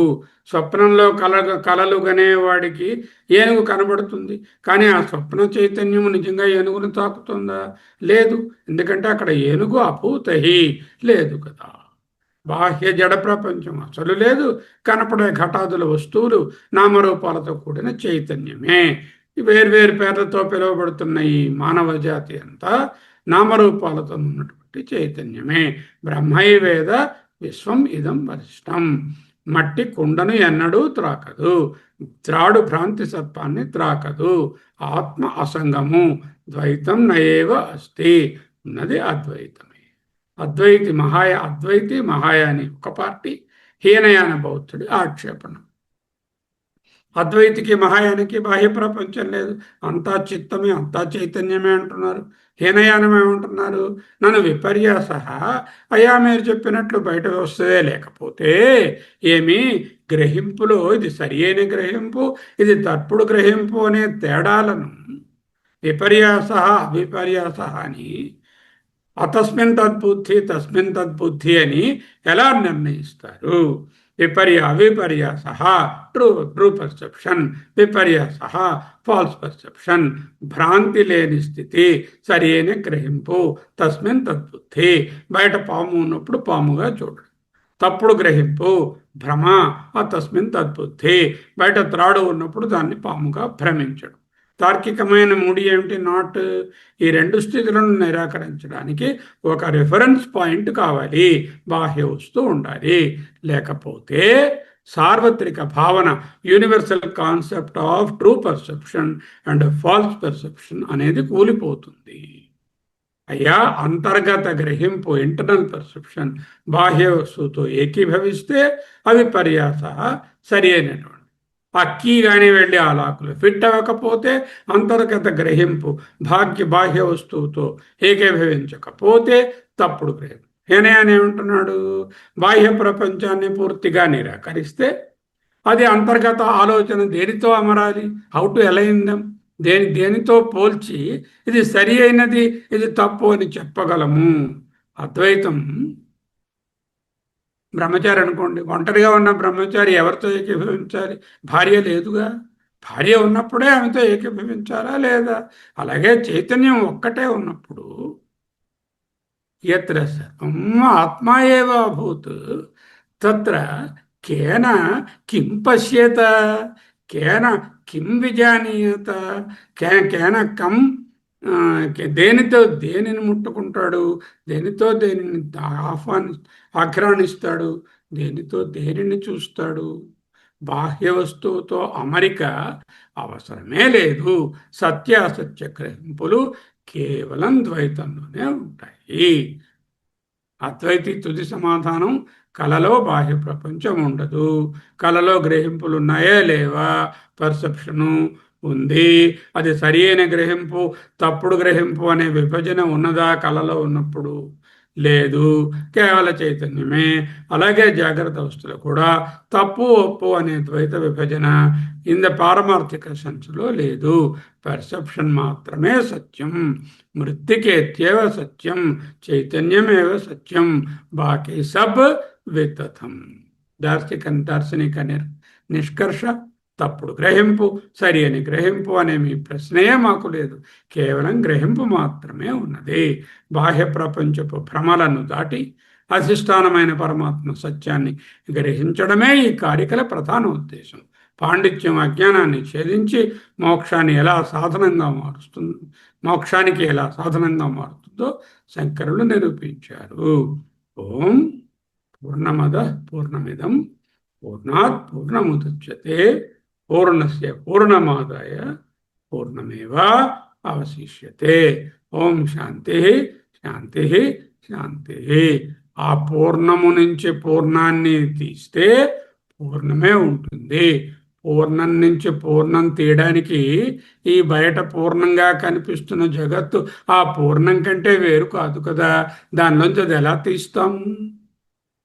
చైతన్యమైనటువంటి బ్రహ్మ నుంచి జగత్తుని ఎలా వేరుపరుస్తాను? చైతన్య స్వరూపమైన నా నుంచి ఈ అనాత్మను ఎలా వేరుపరుస్తాను? వేరుపరతన అవసరం లేదు. భావన మాత్రకంగా ఇది చైతన్యమని తెలుసుకోవడమే. అదే పూర్ణమేవ అవశిష్యతి. శాంతి శాంతి శాంతి. నచక్షుషా గృహ్యతే నాపి వాచ నాన్యైర్దేవై తపసా కర్మణా వా జ్ఞానప్రసాదేన విశుద్ధ సత్వః తతస్తు తం పశ్యతే నిష్కలం ధ్యాయమానః. అహమస్మి అహమస్మి అహమస్మి అహమస్మి. శివోహం శివోహం సోహం.